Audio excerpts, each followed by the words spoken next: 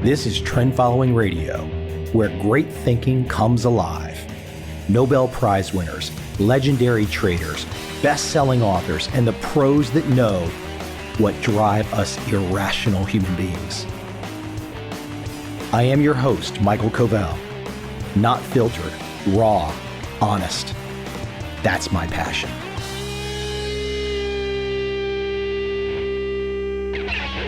My guest today is Jeremy Gutsche. He is the CEO of Trend Hunter. Not trends in my market world, but trends in the overall world. His firm helps new clients, us, anyone, to spot those trends. Today we dig into his new book, Create the Future, which is also bundled in a very clever production way with his prior book, The Innovation Handbook. You literally turn the book around and can read it from either side. It's hard to explain, but it's a very well done book. I usually don't go off about the production quality of a book, what it looks like, what it feels like, but this is one of those books where you can see somebody really put the art time in. The main thrust, his new work, Create the Future, hey, it's all about disruptive thinking, innovation, change. Do you think it's all close within your grasp? Can you really do it? Do you understand what's even going on around you? Are you even paying attention? Jeremy brings a great perspective to all of these issues. Without any further delay, let's jump right to my guest today, Jeremy Gutsche, and discuss finding some trends.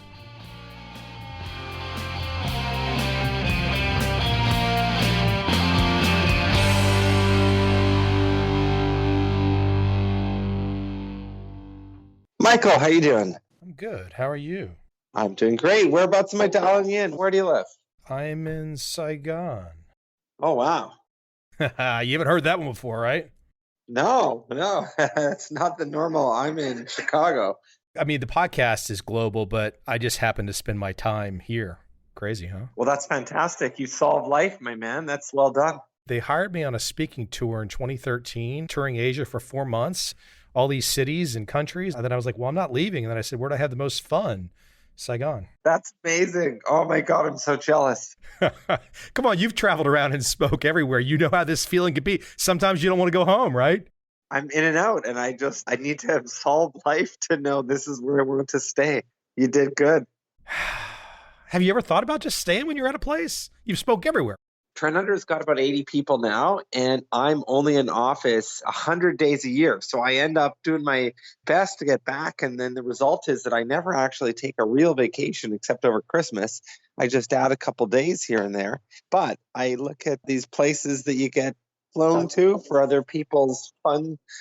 You're speaking to someone else's vacation and you're like, wow, this would be a great place. And you did it. I'm so amazed. That's hilarious. What a story. It's kind of weird. I guess to me it seems normal now, but I guess to most Americans, most North Americans, like, what the hell? When was that choice made? I love it. 2013. I was happily living in San Diego. Which is also America's paradise, the number one every qualified list of where to live. That's great. I assume you've done some speaking gigs in Asia? Oh, yeah, absolutely. I've done 700 gigs, 730 or something like that. Insane. Brings it to Asia every now and then. I set the world record for Wi-Fi on Singapore Airlines, and I got charged $1,200.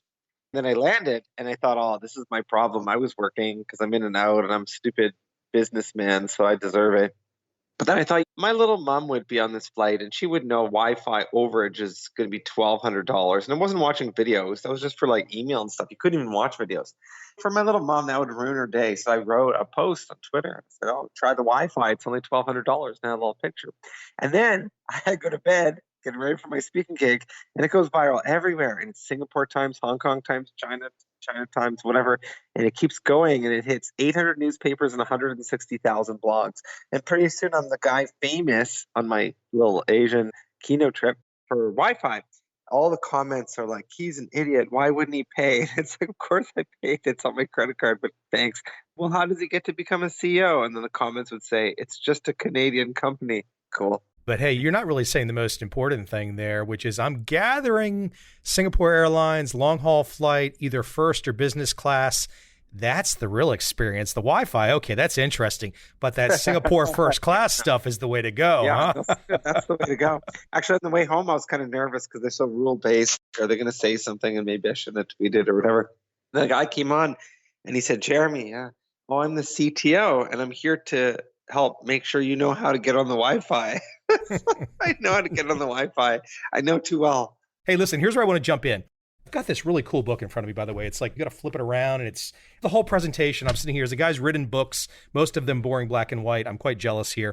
But going to the back to the Innovation Handbook from a couple years back, quoting from Guy Kawasaki, quoting from the foreword, this is like mind candy to read today before I'm speaking with you. Kawasaki's saying, difficulty creates opportunity. He says, before all the social media and all that kind of fun stuff, Einstein proposed 3 rules of work.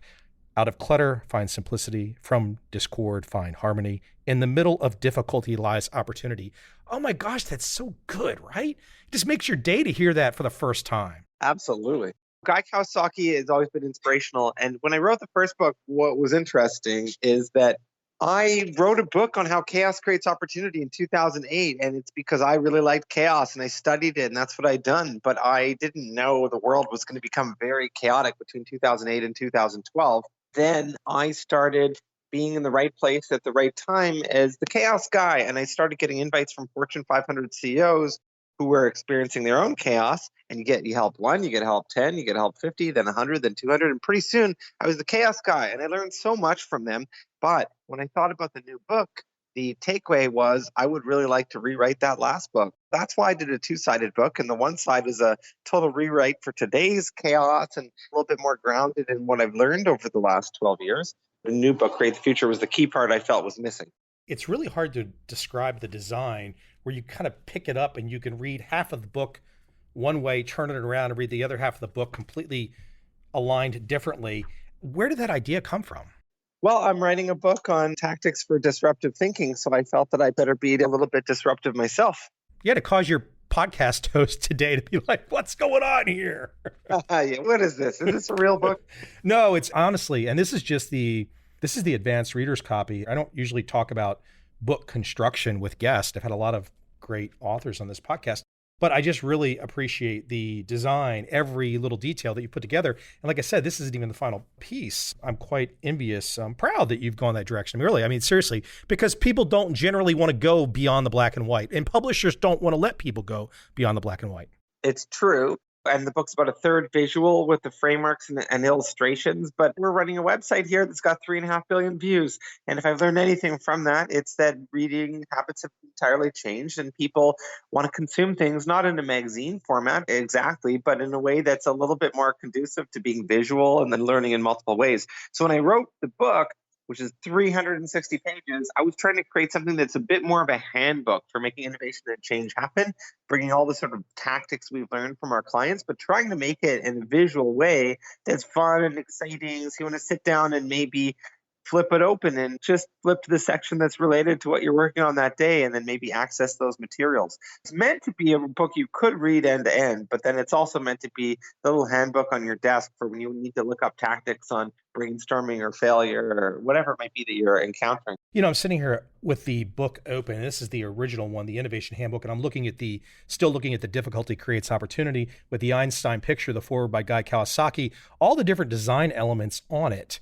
I mean, the content, you love the content. I mean, I love the content, but it's the design where you kind of are like, it makes the content, I don't know, it's like, okay, you can have a plain vanilla cake, but if you put all kinds of frosting and fruit and stuff on top of it, it tastes even better. Yeah, it's funny because, well, the other forward in there, although he's not as well known, but he is in certain circles, I would assume, is Tony Hunter, who's the CEO of Chicago Tribune.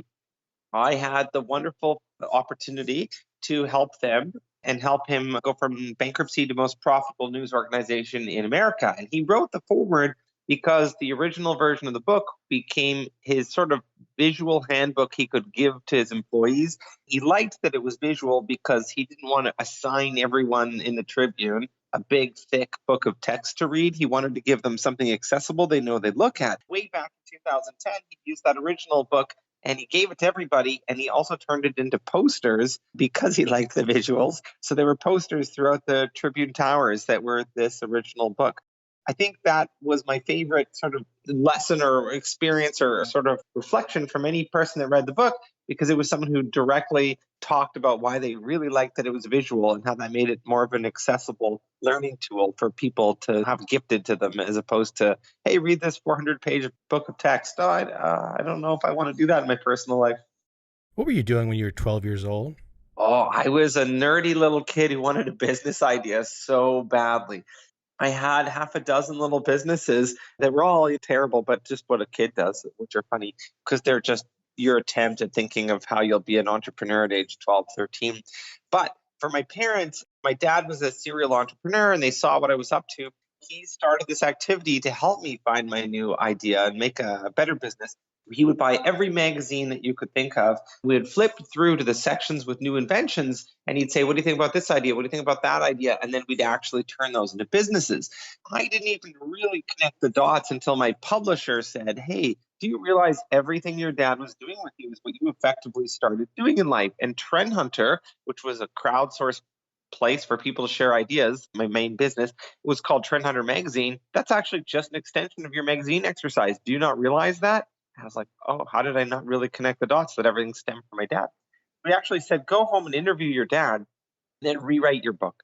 So I flew home and then I interviewed my dad and I got all the stories I didn't know as a kid. But unfortunately, my dad, 7 days later, had a heart attack and he died. And that's one of the toughest moments that you'll have, that I guess we all go through. And at the time, I was devastated. But now I look back and I think, wow, if you knew your dad was going to pass away, how would you want to spend the last weekend if you knew? Well, you'd probably want to spend the weekend interviewing him. And that's what I got to do. I feel very fortunate to have done that. That's really an amazing coincidence. Haven't you? I mean, just amazing that happened like that. Yeah, and it caused me to connect the dots a bit more. And I realized in looking at what he did that basically his life was about finding overlooked opportunity. And this idea that the secret to success isn't just working harder, but you need to work hard, but also find the overlooked opportunity, the thing so close within your grasp. And that's technically become what I now do for clients and what I do in the book. I'm trying to help people find their overlooked opportunity. It technically is the lesson I was learning from my dad for my entire life. Let me keep it at your dad for a second, if you know, because he obviously had a tremendous impact on you. How did he learn this notion of entrepreneurship and innovation? How did he learn? You're going to love the story. So my dad comes to Canada, new immigrant family, and he's 4 years old when he moved here. And they didn't have much. They're extremely poor, and he lived in a one-bedroom house with his two brothers and his parents. They were as poor as you can be. His mom was a chef, and one day he's walking in the grocery store, and there it is, the Kraft Philadelphia cream cheese. It looks so good. Mom's over there, and I'm here, and Mom's there, and I'm here. So he grabs the cream cheese, and he smushes it into his mouth when she's not looking. But she catches him, and she's petrified. Like, what's happening? That's my child. She's furious because the grocer is first of all, you don't steal the cheese, but secondly, that's her most important business connection as a cook. She runs over and she grabs him by the neck. And then she takes him to the storekeeper. But probably when she's halfway on the journey, she starts thinking, what am I going to say? She goes, I caught this kid stealing. Isn't that your kid? Yeah. So they sentenced him to a month of sweeping the floors after school. When he did that, he started realizing this weird thing, which is that at the end of the week, grocery stores everywhere, still today, throw away the food that is still good enough to eat, but not good looking enough to have on the shelves. Even though he was just 8, he was a poor kid from a poor neighborhood. That seemed super weird to him. So he struck up his first business deal and agreed to sweep the floors forever in exchange for the leftover food, which he then carted around to his poor neighborhood to sell deep discounted prices. And pretty soon he was the first kid on the block with a BB gun and a leather jacket. That began his career. His whole life was shaped by this idea that there are things like those leftover vegetables that other people overlook or even discard, which could a tremendous opportunity. So he spent his life as a deal maker trying to find opportunity in people and places that others overlooked. And that's the lesson I had on page 86 of my book, let's say, that my editor was like, what are you doing? That's page 1. That's your entire life. You need to interview him. I think that's what shaped me more than anything else. That story, and then just watching this man, my father, have an entire career that was based on the idea that you have more capabilities within your grasp and there are things right in front of you, but we overlook the potential that's so close within you. I don't know if there's a way to put a number on it, a statistic on it. I would hazard a guess. I grew up in the Washington, D.C. area, quite affluent suburbs, but just a lot of boring folks that really dream of working for the government. That's fine and dandy. That's great. Okay. But it's such a different satisfaction to develop something, to innovate something, to change something, to dream something up. It's a completely different thing. Where do you think we are in terms of measuring the population of those folks that maybe have that understanding that you had at 12 years of age, that your father learned young? It sure seems like to me that the vast majority of people just don't ever get a chance to have these feelings. Yeah, it's interesting. It's one of the 18 mega trends that we tracked at Trend Hunter as one of our very favorites, and it's called instant entrepreneurship. It speaks to the difference of today versus, let's say, 1980 or 2000. Instant entrepreneurship is the idea that even if you're within a corporation, you could start something new on the side, or you could start something new in your company more instantly than ever before. It used to be, if you wanted to be an entrepreneur and come up with a product, you want to make a plastic dinosaur and sell in stores. That is unachievable. How are you going to do that? There's 50 steps. But now, literally, my 10-year-old niece could go to Thingiverse, get a 3D printed concept made for her, put a Kickstarter up, get her logo designed on 99designs.com, and for $100, 100 designers around the world will compete to make a beautiful logo. She made a website on Wix designed by AI, and it's going to be beautiful. She can do all of these things at age 10, and in a week, she could have a Kickstarter selling dinosaur figurines, whatever it might be. That's wild. She could sell $1 million of that product before she knows how to even manufacture it. I love that sort of story in a way because it speaks to how my little niece could do well. But actually, if you compare our world today versus the year 2000 and you multiply up the number of English speaking, internet connected, fully literate human beings on the planet, between 2000 and now, that number's increased 15 times. Population's not up 15 times, but English speaking, internet connected, literate people's up 15 times. It shows you how much broader the competition set could be, how much more accessible entrepreneurship could be, but also your customer base, your collaborators, everything's completely changed. So it's not the same world of trying to be an entrepreneur in 1980, 90, 2000, where I would not know how to make a business selling something as simple as a dinosaur figurine. But today you can do things much, much more complex in very short timelines. You know, you make an interesting point about English. Here I am talking to you from Asia. The Philippines there's probably 50 million people under the age of 35. They do English pretty well for Asia. Vietnam is another 50 million people under the age of 35, all looking to speak English as much as they can. In fact, when I talk to young people in Vietnam, I tell them, I say, look, if you guys just, because they're bright in terms of all the tech and everything, I said, if you guys master your English, you're going to eat Americans' lunch. And I think sometimes in North America, we don't understand that the rest of the world, they get it. Once we're connected and we speak English, game on. Yeah, there's a story I have in the book about how this plays out. Very interesting. And it's a Stanford professor, and he's actually the founder of Coursera. What happened is that he taught robotics at Stanford, and he taught 200 kids at a time, 200, 200, 200, 200. These are the most talented, technically able people that are the most privileged in the world. They're at Stanford. They're paying $100,000 a year, whatever it is. They're the brightest and the most privileged. He decided to make an online course. He basically pioneered the massive online open course, the MOOC. He made his course open to everyone. 16,000 kids around the world signed up for a course he usually teaches to 200. He said, anyone that finishes my course, I will give you a signed, not diploma because I can't, but it's a signed certificate on Stanford letterhead that says you completed this. I'll give you all the same tests and all the same coursework as my students. Now, here's the part that's really interesting. What would you think, as a listener, would be the highest ranked kid from Stanford? What do you think was their position overall out of 16,000? You kind of would think, without guessing, that the top 200 are almost all going to be the kids in Stanford because they're bright, they're brilliant, they're capable, they're privileged, and they are there listening to the professor in real life. But actually, the highest ranked kid scored 395th. The number one kid in Stanford scored 395th. 300 of the kids from around the world did not make a single mistake on any test. They scored 100% on the entire program all the way through. You look at that and you start really internalizing something you've probably heard before, but internalizing this idea that talent is distributed equally throughout the world, but opportunity is not. Some of that is changing, which means you have more customers, collaborators, friends, competitors, however you want to view it, around the world. We've truly become global, which creates both threat and opportunity. Opportunity is such a great word. I want you to give me your speech. You're sitting on the train somewhere, some subway, name the city. It doesn't make a difference. You strike up a conversation. Some young person, let's say under the age of 30, laments their lack of opportunity.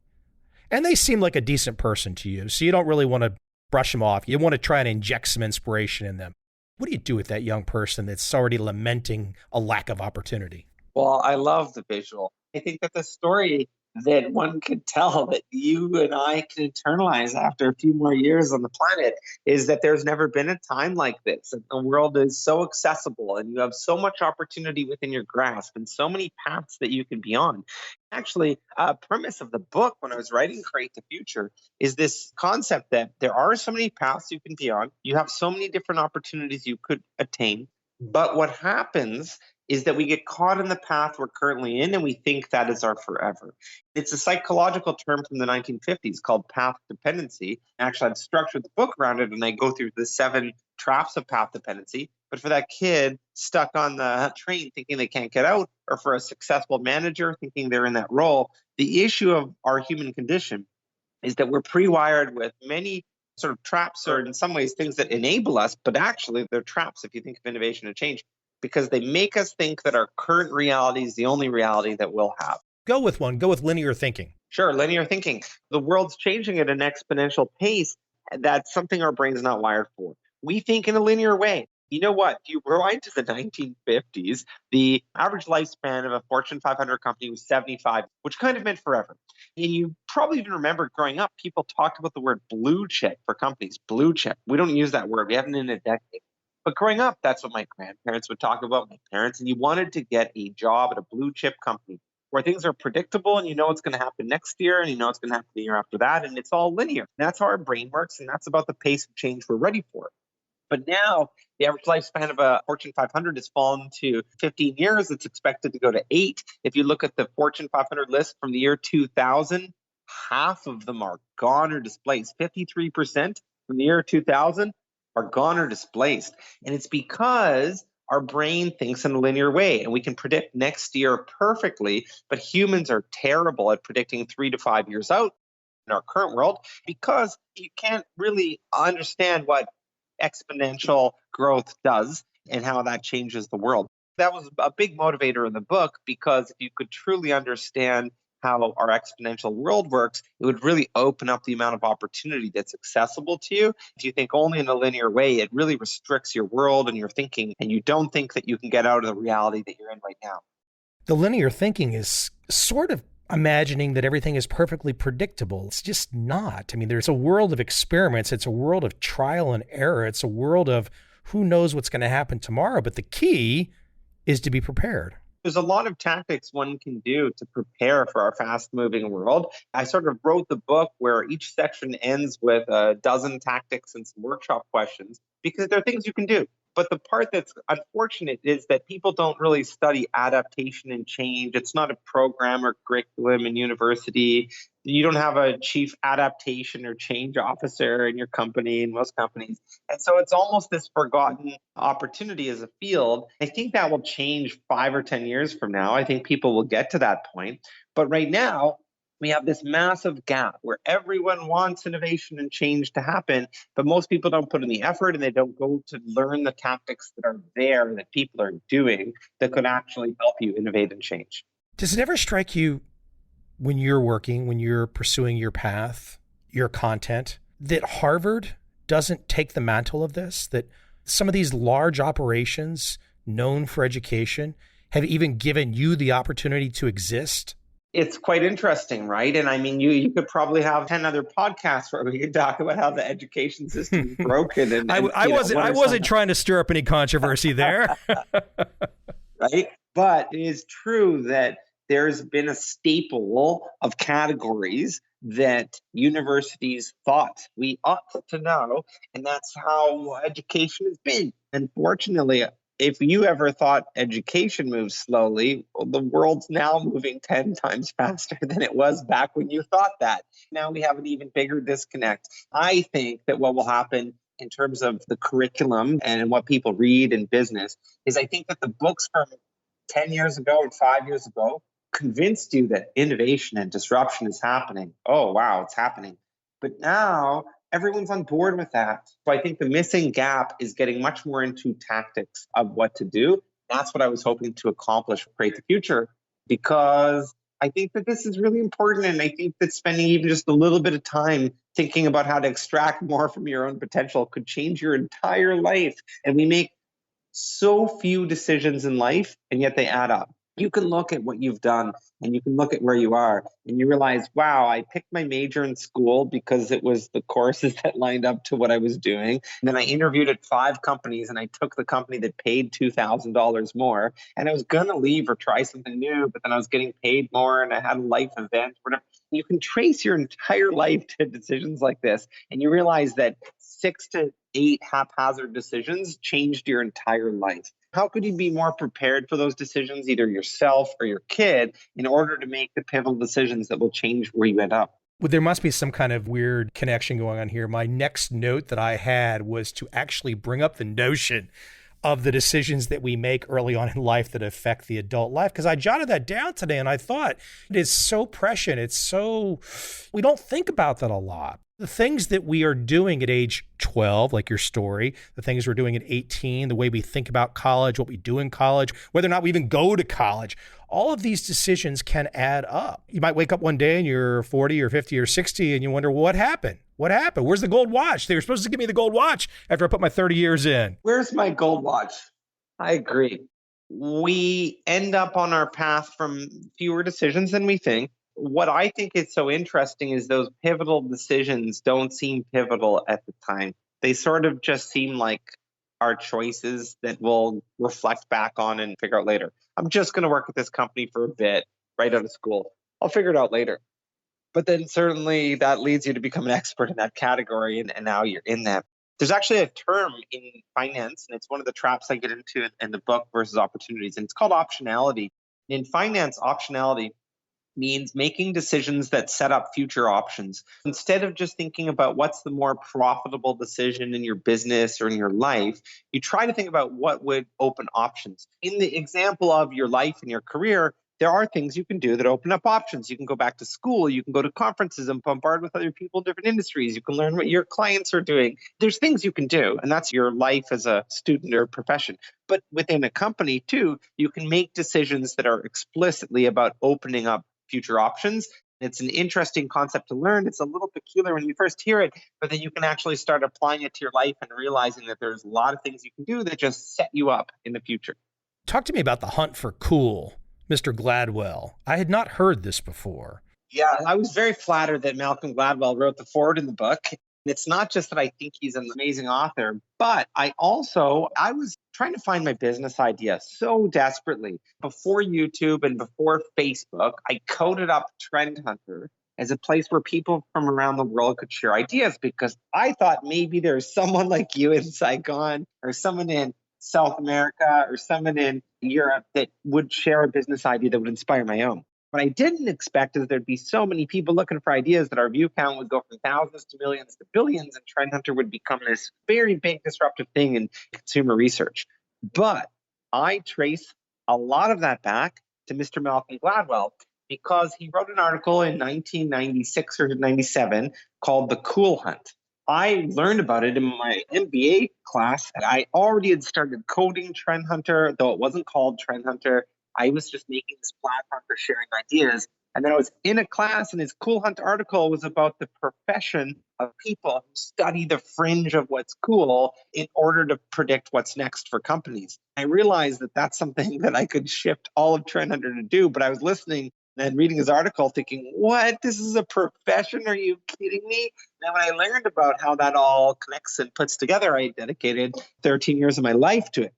I was honored when Malcolm Gladwell came to speak at our Future Festival a year ago, and he came because of that sort of invitation and, I don't know, me overly flattering him and fanboying over how he inspired what our business became. And then he was kind enough to write the foreword, which is really intriguing. It's a pretty cool perspective on life that he tees up. So since you have some perspective, you had a chance to spend a little time with him. What makes him such a good storyteller? Curiosity. I'll boil it right down and give you a quick, fast answer of curiosity.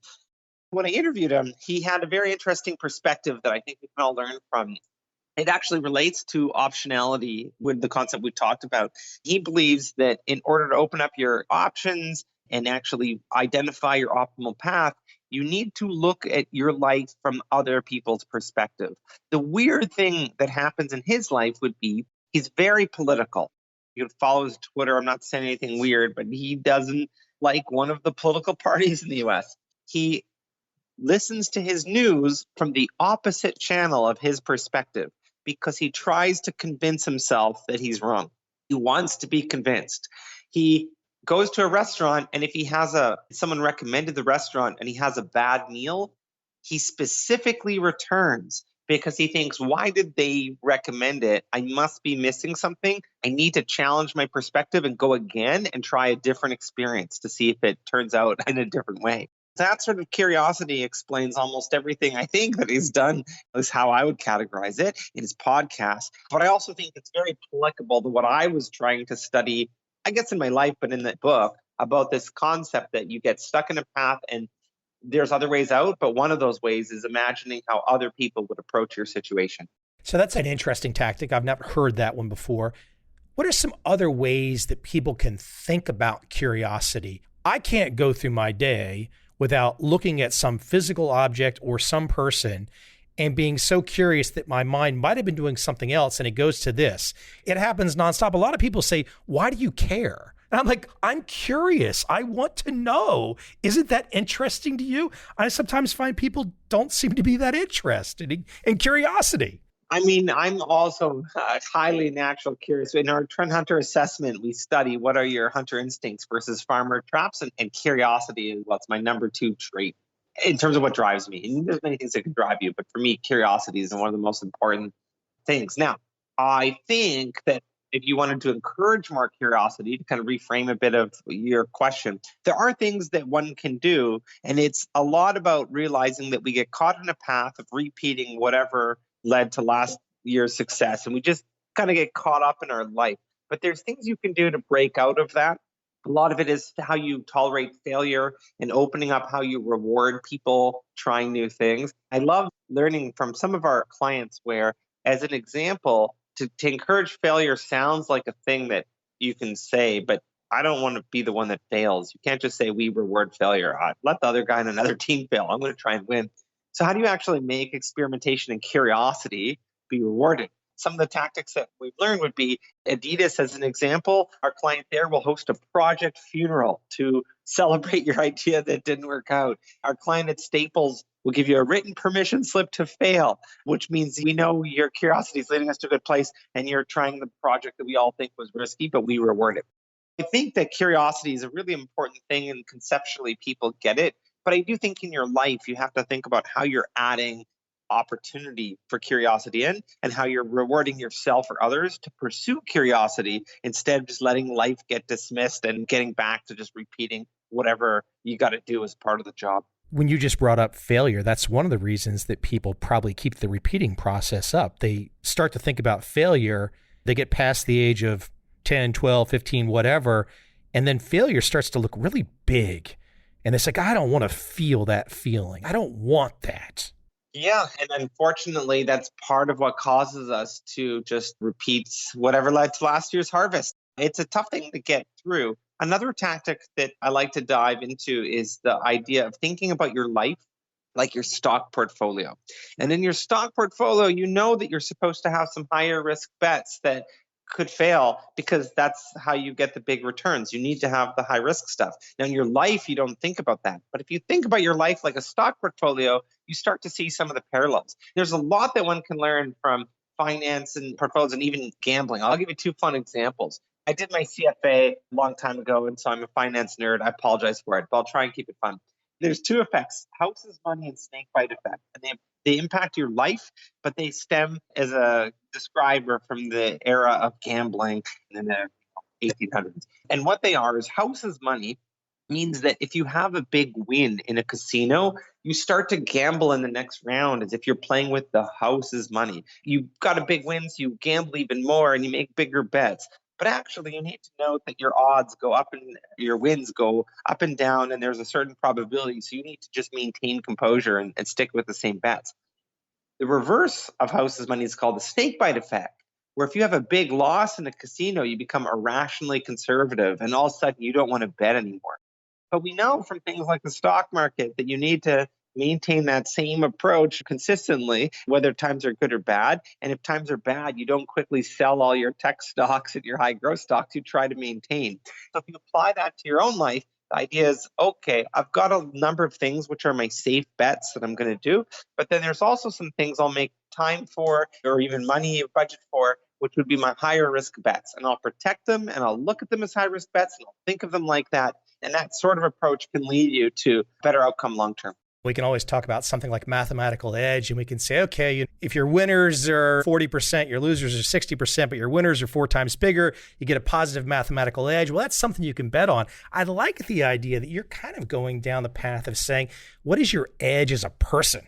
Have you thought about your mathematical edge as a person? Are you living your life in such a way that you're taking some high risk bets, not all the time, you got to have some safety net there. That's a great way to think. How did you come up with the notion of looking at your life like a portfolio? Well, being a finance nerd, A, but B, I spent a lot of time studying and interviewing the companies where things don't work out. And you'll hear Kodak and Blockbuster and you hear these things, but I interview these people and I'm always very surprised. And then I hear someone describe the Kodak or the Smith Corona example, but they miss out when they describe it as if the people were foolish. And you interview these people and they love their job and they're really smart and they made all these rational decisions. So let's take Smith Corona as an example. Smith Corona is an iconic innovator, invented the laptop word processor, grammar checkers, spell checkers, saving to a disk. They had a 95% market share by the end of the typewriter era. Their website, I screenshot it because it said on the 7th day, God created Smith Corona. Not everybody puts that on their website. This is a company that had huge audacity, all the Harvard MBAs running it, and they made the right decisions in so many aspects. In 1990, they got into a world where they started making computers, and they did it in a joint venture partnership. They were smart about it. They were ready to scale up. But then 1991 happened. That was when the world had a global economic downturn. When that happened, the people at Smith Corona said, okay, everyone on the computer business, you guys need to come back and then you need to help us on the main business. We're going to optimize profitability and survive through the economic turmoil, and you can return to computers in a couple of years. 3 years later, Smith Corona declares bankruptcy, and the joint venture partner they abandoned, Acer, goes on to become the second largest PC maker in the world without any of Smith Corona's help. Now, if we look at that, a lot of the decisions were probably things that made sense on paper. Let's optimize the main business. Let's optimize profitability through our downturn.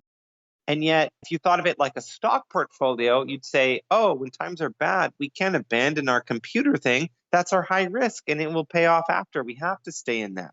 This is an example where I would look at a lot of these companies and try to think about how they're so smart and so clever, and they didn't really overlook because they were blind. They just dismissed whatever the opportunity was. So why and how will you break out of it? Over time, I've realized that a lot of the approaches to investing and a stock portfolio actually would save you and help you make decisions that otherwise seem irrational, because you would think about risk and probability and how you need to make some of those bets in order to win.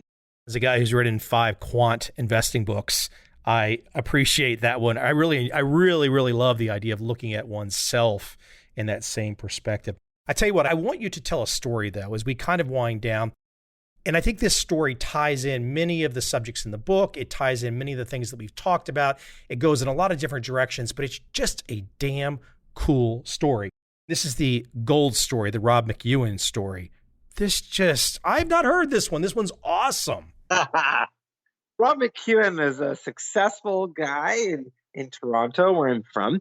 He built his family fortune at tens of millions of dollars, but he wanted more. He wanted something with a little more luster. He wanted gold. He had a dream of running a gold mine. People don't have that dream anymore. That dream's from the 1800s, but he wanted gold. So he took his entire fortune and he invested it all into a property called Red Lake, and it's northern Ontario.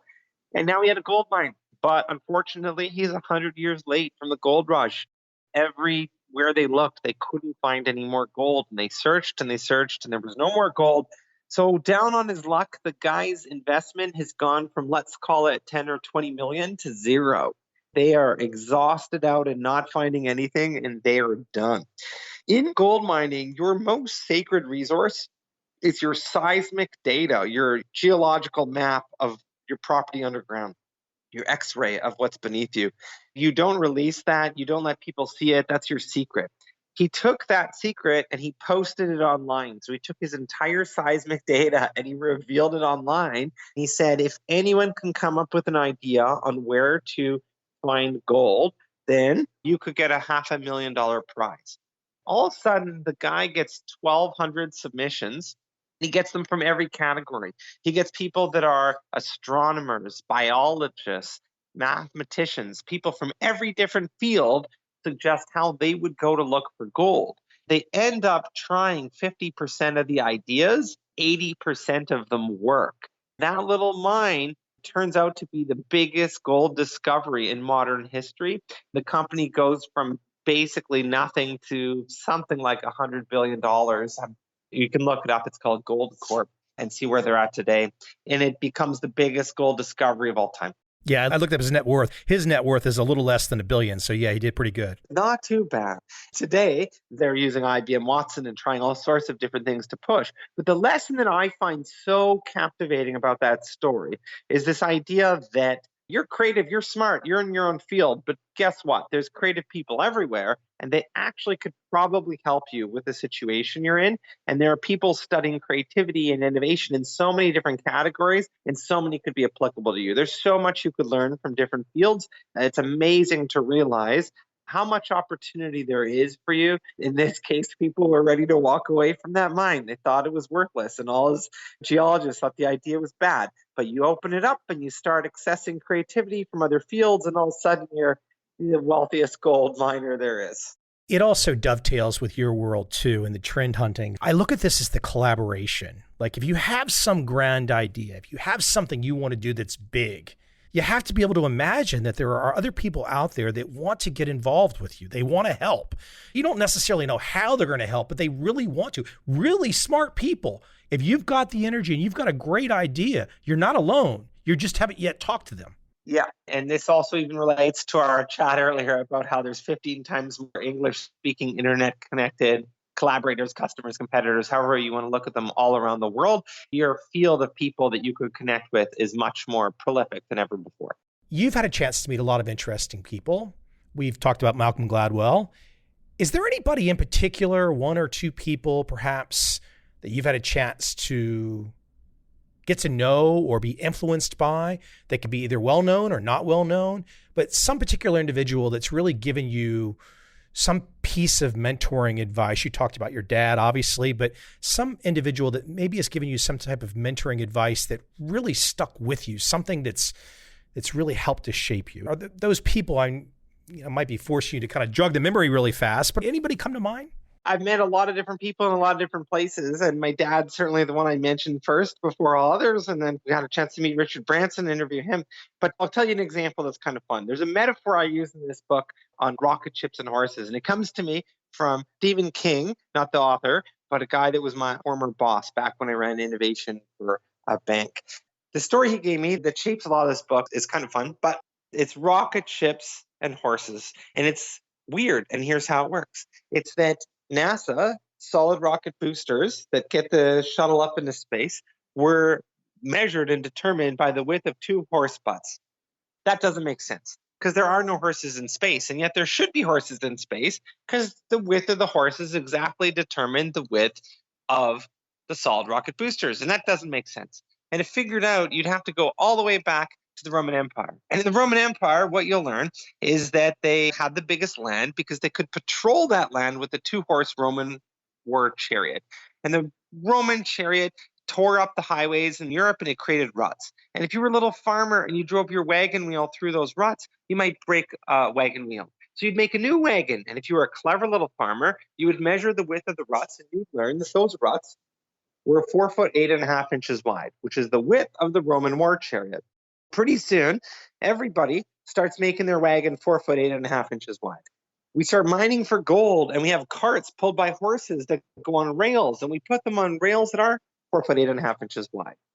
The Europeans start making the first trains, and they figure out what width should they make, and they decide 4 foot 8.5 inches wide. And sure enough, there are different widths that people tried, but as Americans decided to start specializing, eventually they settle on 4 foot 8.5 inches wide. We have 200-mile-an-hour trains, and half of them go on tracks that are 4 foot 8.5 inches wide. When NASA needs to get the solid rocket booster from Utah down to Florida, they have to put them on tracks that are 4 foot 8.5 inches wide. And if you look at the solid rocket booster on the track, you might notice it overlaps the track a little bit. It's just a little bit wider, but it doesn't change the fact that the width of the solid rocket boosters are determined by 2 horses' butts. I love it because it goes to show you that you want innovation to happen, but we're more dependent on our past decisions than we like to admit. And that width just can't be the optimal width for outer space, but we just start repeating and falling into all the traps of whatever happened in the past. So I use that as a metaphor. I think as a lesson, it's just an interesting metaphor to think about the fact that you have more opportunity in different paths, but we just so easily start repeating what was done before us. That is a great one. The book, Create the Future, Tactics for Disruptive Thinking. I know you're going to direct me to a website. In terms of buying the book, people can go to all the known places and all that kind of fun stuff. Where should we direct them to in terms of a website? Well, I mean, you can go anywhere to get the book. However, if you do go to Trend Hunter and find the book page, or if you go to createthefuturebook.com, then you can get all the extras that come along with it. So I've got a 2-hour keynote that's part of that. I've got our trend reports, which we normally charge people for, but we've got a whole bunch of extras all bundled in for free for anyone that gets the book. You basically just have to forward us your receipt from anywhere, but you can find those details at createthefuturebook.com. By the way, I don't know if you know this, the word trend is pretty important to me. It was my first book, was called Trend Following. That sold over 100,000 copies. That word trend is quite special to me too. So props to you for the word trend as well. I love it. Yes, I've obviously followed what you're up to, and I think that's great that you and I are aligned. So let's do it. The trend is your friend. Hey, take care, Jeremy. Thank you, man. All right. Thank you so much.